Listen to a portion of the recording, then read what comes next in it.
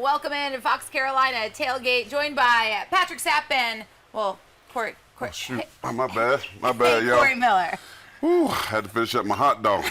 You and the chain gang I didn't know we over were getting there. ready to kick things off. I was sorry I'm a little late. That hot dog was good, though. Boy, that's a good hot dog. Chili on it? Oh, man, I don't do the chili because, the gut buster. But, boy, I had to finish that hot dog over there. It was, sorry.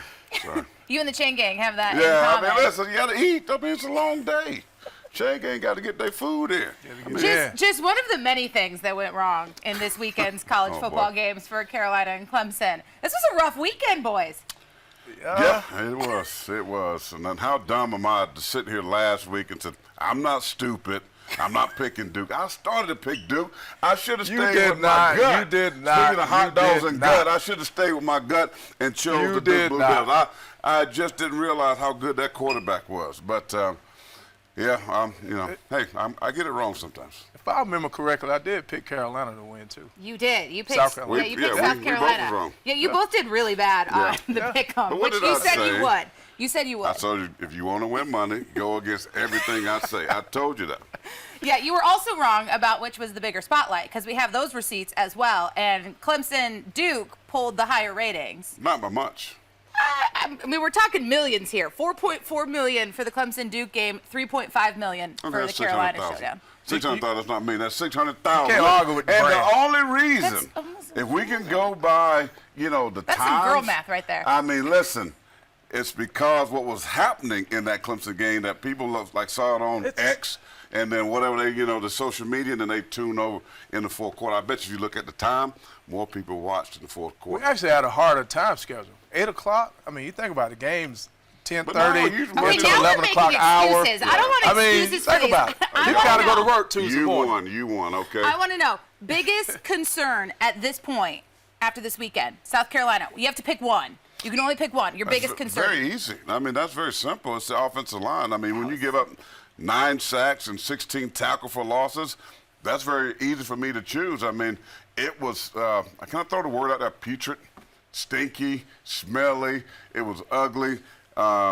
And I have to give credit. I don't know what else to say. I haven't necessarily been on the Spencer Rattler hype train. I think he's been incredibly kind and gracious every time I've interacted with him. It's nothing against him as a person, but quarterback-wise, I haven't bought the hype, and I was incredibly impressed with him on Saturday night. His ability to not only continue to make plays and fight for his team, but he was also a great leader. I saw maybe some of those cracks, those wrinkles happen with frustration from receivers or things like that with the play from the offensive line, and Spencer kept people, he kept saying, we get another shot, we get another try, and he led that team to the very end. So I have to give him credit, and I was very impressed and optimistic about Spencer Rattler as the leader of this team. He's almost, 25, 26 years old? How long he's been in college football now? Stop it, he's 21.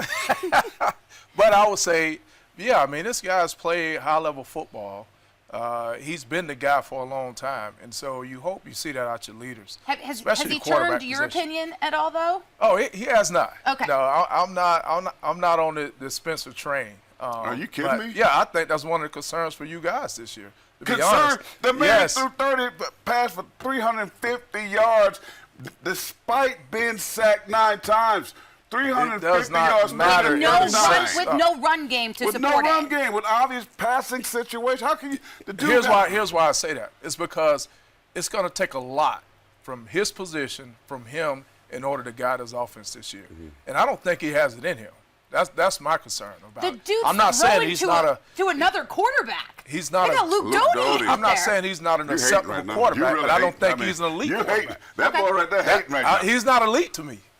That's what I'm saying. Well, I think this is a good time to turn the tide then to Clemson. Speaking of quarterbacks, or lack thereof.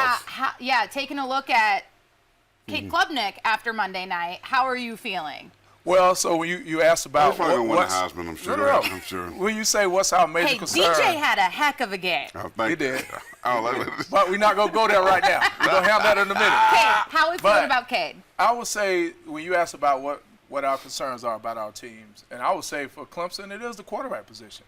Not that I don't think he's a talent, but the inexperience, the immaturity at that position, it showed up against Duke. And the way that he did not take care of the football, the decision-making that he was doing in the game, You could tell he was nervous early in the game. That's why you saw the playbook shrink. And then they opened it back up in the second half. But it showed. It showed on the stage. He was not ready for that. He was not prepared for it. And Duke took advantage of that. And then at times where you just see a quarterback scramble around and just throw the ball up in the air for grabs, you can't do that at this level. What was that like for you? Sitting in the stands watching that as a quarterback, as a dad, as a football fan. What was that like in those moments? I was talking to my son.